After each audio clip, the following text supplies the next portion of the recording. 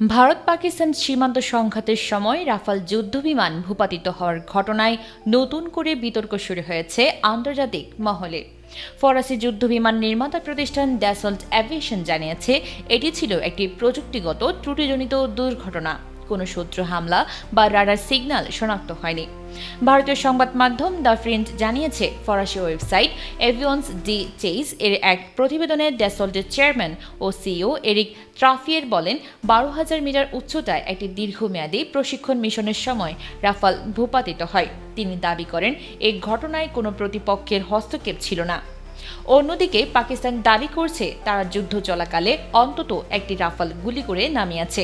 এমনকি কেউ কেউ বলছে 3টি রাফাল ভূপাতিত করা হয়েছে। তবে ভারত এই দাবি বারবার অস্বীকার করেছে এবং একে ভিত্তিহীন বলেছে। ভারতের পক্ষ থেকে এখনো আনুষ্ঠানিকভাবে কোনো রাফাল হারানোর স্বীকারোক্তি দেওয়া হয়নি। তবে গত মাসে সিঙ্গাপুরে অনুষ্ঠিত শাংরি-লা ডায়ালগে ভারতের chief of defence staff general Anil Chauhan বলেন অপারেশন সিঁদুরে কিছু ক্ষয়ক্ষতি হয়েছে, যদিও তিনি রাফাল হারানোর খবর সম্পূর্ণ মিথ্যা বলে উড়িয়ে দেন।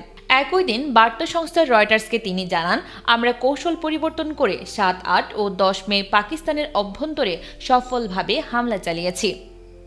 এছাড়া ইন্দোনেশিয়ায় নিযুক্ত ভারতের প্রতিরক্ষা অ্যাটাশে ক্যাপ্টেন শিবকুমার এক সেমিনারে বলেন ক্ষয়ক্ষতির পেছনে রাজনৈতিক সিদ্ধান্তের দুর্বলতা দায়ী এবং ভারত কয়েকটি যুদ্ধবিমান হারিয়েছে বলেও ইঙ্গিত দেন। ড্যাসল্টের এই স্বীকারোক্তি রাফাল দুর্ঘটনাকে ঘিরে ভারত পাকিস্তানের বিতর্কে এক নতুন মাত্রা যোগ করেছে। আন্তর্জাতিক মহলে এখন প্রশ্ন উঠছে, এই প্রযুক্তিগত ত্রুটি কি ভারতের জন্য কৌশলগত চ্যালেঞ্জ হয়ে দাঁড়াবে?